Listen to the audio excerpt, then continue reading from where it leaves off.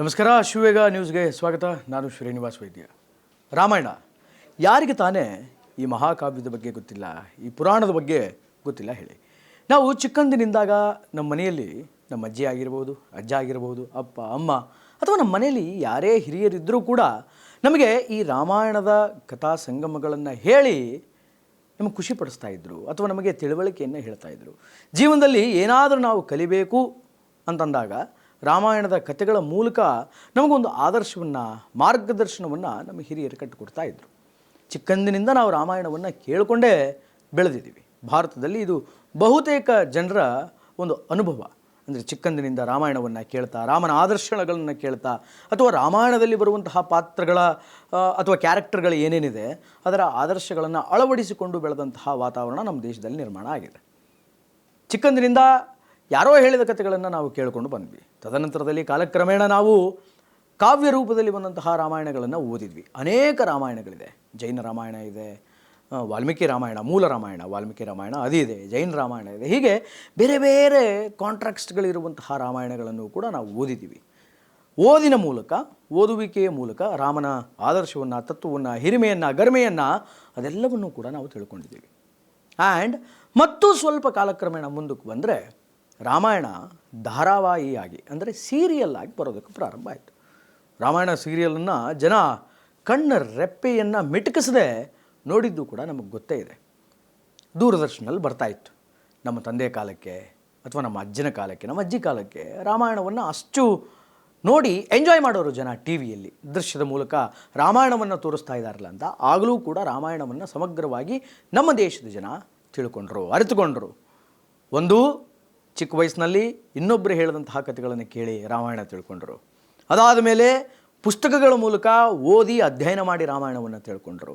ಅದಾದ ಮೇಲೆ ಧಾರಾವಾಹಿಗಳ, ಸೀರಿಯಲ್ಗಳ ಮೂಲಕ ರಾಮಾಯಣವನ್ನು ತಿಳ್ಕೊಂಡ್ರು. ಈಗ ಅದಾದ ಮೇಲೆ ಅನೇಕ ಸಿನಿಮಾಗಳು ರಾಮಾಯಣವನ್ನು ಆಧರಿಸಿ ಬಂದಿದ್ದನ್ನು ನಾವು ನೋಡಿದ್ದೀವಿ. ಅನೇಕ ಸಿನಿಮಾಗಳು ಬಂದಿದೆ. ಆದರೆ ಈಗ ಅಂದರೆ 2026ರಲ್ಲಿಯೂ ಕೂಡ ಇವತ್ತಿನ ತನಕ ರಾಮಾಯಣದ ಕ್ರೇಜ್ ಅನ್ನುವಂಥದ್ದು ಕಡಿಮೆಯಾಗಿಲ್ಲ. ಏನಿದೆ ರೀ ರಾಮಾಯಣದಲ್ಲಿ? ಅದೇ ರಾಮ, ಸೀತೆ, ರಾವಣ, ಲಕ್ಷ್ಮಣ, ಹನುಮಂತ, ವಿಭೀಷಣ, ದಶರಥ, ಇದೇ ಕ್ಯಾರೆಕ್ಟರ್ಗಳಿದೆ. ಎಷ್ಟು ಸಲ ಅಂತ ನಾವು ಬರೀ ಇದೇ ಕ್ಯಾರೆಕ್ಟರ್ ಬಗ್ಗೆ ಸಿನಿಮಾ ನೋಡಬೇಕು, ಸೀರಿಯಲ್ ನೋಡಬೇಕು, ಅಥವಾ ಅದೇ ಕ್ಯಾರೆಕ್ಟರ್ ಬಗ್ಗೆ ನಾವು ಅಧ್ಯಯನ ಮಾಡಬೇಕು, ಓದಬೇಕು. ಏನು, ರಾಮ ತಾಯಿ ಮಾತು ಕೇಳಿಕೊಂಡು, ತಂದೆ ಮಾತನ್ನು ಕೇಳಿಕೊಂಡು ರಾಮ ಕಾಡಿಗೆ ಹೋಗ್ತಾನೆ, ವನವಾಸಕ್ಕೆ ಹೋಗ್ತಾನೆ. ಅಲ್ಲಿ ಸೀತೆಯನ್ನು ರಾವಣ ಅಪಹರಣ ಮಾಡ್ತಾನೆ. ರಾವಣನ ಸಂಹಾರ ಮಾಡಬೇಕಾಗಿರುತ್ತೆ. ಅಶೋಕವನದಿಂದ ಸೀತೆಯನ್ನು ಬಿಡಿಸ್ಕೊಂಡು ಬರಬೇಕಾಗಿರುತ್ತೆ. ಅದಕ್ಕೆ ಕಪಿಸೇನೆಯ ಸಹಾಯವನ್ನು ಪಡೆದು ಶ್ರೀರಾಮಚಂದ್ರ ಒಂದು ಸೇತುವೆಯನ್ನು ನಿರ್ಮಾಣ ಮಾಡ್ತಾನೆ. ಆ ಸೇತುವೆಯನ್ನು ದಾಟಿ ಲಂಕೆಗೆ ಹೋಗಿ ಲಂಕೆಯನ್ನು ಧ್ವಂಸ ಮಾಡಿ ರಾವಣನ ಕೊಂದು ಸೀತೆಯನ್ನು ವಾಪಸ್ ಕರ್ಕೊಂಡು ಬರ್ತಾನೆ. ಇಷ್ಟೇ ಅಲ್ವ ರಾಮಾಯಣ? ಇದು ನಮಗೆ ಗೊತ್ತಿದೆ. ಇದು ನಮಗೆ ಗೊತ್ತಿದ್ರೂ ಕೂಡ ನಾವು ಇನ್ನಷ್ಟು ಸೀರಿಯಲ್ಗಳು ಬಂದರೂ ಅದನ್ನು ನೋಡ್ತೀವಿ. ಇದರ ಮೇಲೆ, ಇದೇ ಸ್ಟೋರಿ ಬೇಸ್ಡ್ ಮೇಲೆ ಮತ್ತಷ್ಟು ಸಿನಿಮಾಗಳು ಬಂದರೂ ಕೂಡ ನಾವು ನೋಡ್ತೀವಿ. ಯಾಕೆಂತಂದರೆ ರಾಮಾಯಣದ ಸತ್ವ ಹಾಗಿದೆ.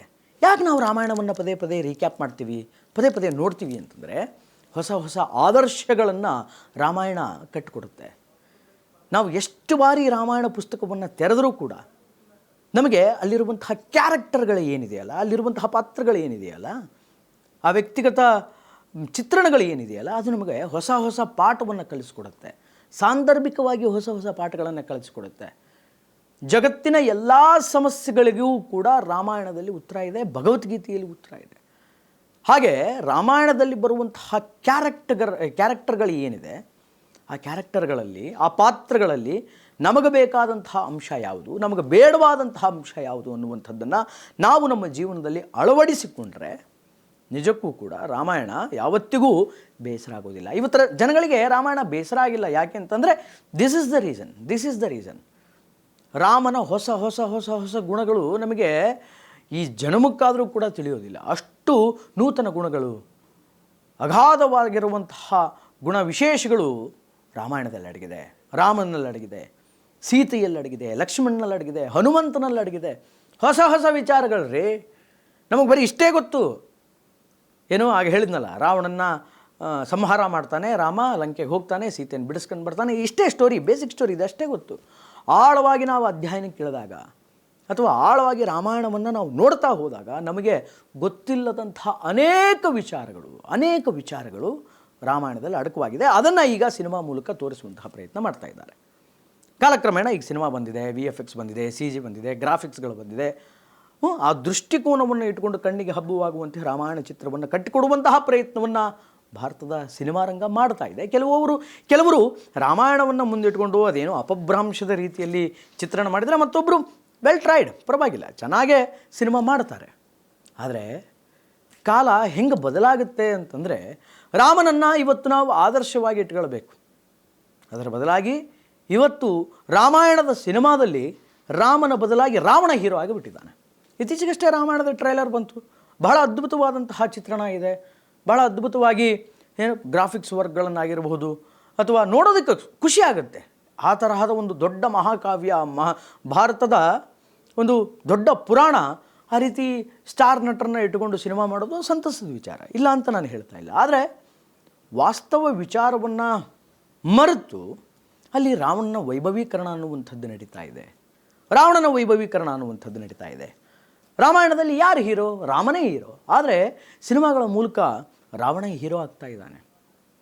ರಾವಣನ ವೈಭವೀಕರಣ, ವಿಜೃಂಭಣೆ ಅನ್ನುವಂಥದ್ದು ಈಗ ಬರುವಂತಹ ಸಿನಿಮಾಗಳಲ್ಲಿ ಕಂಡು ಬರ್ತಾ ಇದೆ. ಆದ್ದರಿಂದ ನಾವು ಎಷ್ಟು ಸಲ ರಾಮಾಯಣ ನೋಡ್ತಾ ಹೋದರೂ ರಾಮಾಯಣ ನಮಗೆ ಬೇಸರ ಆಗಲ್ಲ.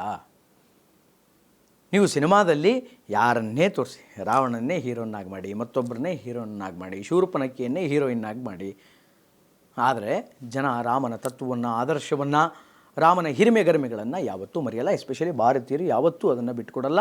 ಭಾರತೀಯರಿಗೆ, ಸನಾತನಿಗಳಿಗೆ ರಾಮನೇ ಯಾವತ್ತಿಗೂ ಪರಮಶ್ರೇಷ್ಠ. ರಾಮನ ಆದರ್ಶಗಳನ್ನು ನಿರಂತರವಾಗಿ ಪಾಲಿಸ್ತಾರೆ. ಇವತ್ತಲ್ಲ, 2026ನಲ್ಲಿ ಬರುವಂತಹ ರಾಮಾಯಣ ಅಲ್ಲ, ಇನ್ನೂ 50 ವರ್ಷ ಆದಮೇಲೆ ರಾಮಾಯಣ ಸಿನಿಮಾ ಬಂದರೂ ಜನ ನೋಡ್ತಾರೆ. ಯಾಕೆಂತಂದರೆ ರಾಮಾಯಣ ಯಾವತ್ತೂ ಕೂಡ ನಮ್ಮ ಜನರಿಗೆ ಬೇಸರವನ್ನು ಉಂಟು ಮಾಡುವುದಿಲ್ಲ. ಅಣ್ಣ ತಮ್ಮಂದರ ಸಂಬಂಧ ಹೆಂಗಿರಬೇಕು, ಗಂಡ ಹೆಂಡರ ಸಂಬಂಧ ಹೆಂಗಿರಬೇಕು, ತಂದೆ ಮಕ್ಕಳ ಸಂಬಂಧ ಹೆಂಗಿರಬೇಕು, ಸ್ನೇಹಿತರ ಸಂಬಂಧ ಹೆಂಗಿರಬೇಕು, ಯಾರಾದರೂ ಒಬ್ಬನನ್ನು ನಾವು ನಮ್ಮ ದಣಿ, ನಮ್ಮ ದೊರೆ ಅಂತ ನಾವು ಸ್ವೀಕಾರ ಮಾಡಿದ್ದೀವಿ ಅಂತಂದರೆ ಅವನ ಜೊತೆ ಬಾಂಧವ್ಯ ಹೆಂಗಿರಬೇಕು, ಗುರು ಶಿಷ್ಯರಲ್ಲಿ ಬಾಂಧವ್ಯ ಹೆಂಗಿರಬೇಕು, ತಂದೆ ಮತ್ತು ಮಕ್ಕಳಲ್ಲಿ ಬಾಂಧವ್ಯ ಹೆಂಗಿರಬೇಕು, ಈ ರೀತಿಯ ಎಲ್ಲ ಸಂಬಂಧದ ಪರಿಕಲ್ಪನೆಯನ್ನು ರಾಮಾಯಣ ಅದ್ಭುತವಾಗಿ ಕಟ್ಟಿಕೊಟ್ಟಿದೆ. ಅದನ್ನು ಸಿನಿಮಾ ಮೂಲಕ ಪ್ರಾಪರಾಗಿ ತೋರಿಸುವಂತಹ ಯಥಾಮತಿ ಕೆಲಸವನ್ನು ಇವತ್ತಿನ ಚಿತ್ರರಂಗ ಆಗಿರ್ಬೋದು ಅಥವಾ ಎಂಟರ್ಟೈನ್ಮೆಂಟ್ ಫೀಲ್ಡ್ ಆಗಿರ್ಬೋದು ಅದನ್ನು ಮಾಡಬೇಕು. ಸೊ ಹೀಗೆ ಪ್ರತಿಯೊಬ್ಬರೂ ಕೂಡ ಹೊಸ ಪಾಯಿಂಟ್ಸ್ಗಳನ್ನು ಇಟ್ಕೊಂಡು ಸಿನಿಮಾ ಮಾಡಿದಾಗ ರಾಮಾಯಣ ಬೇಸರ ಆಗಲ್ಲ.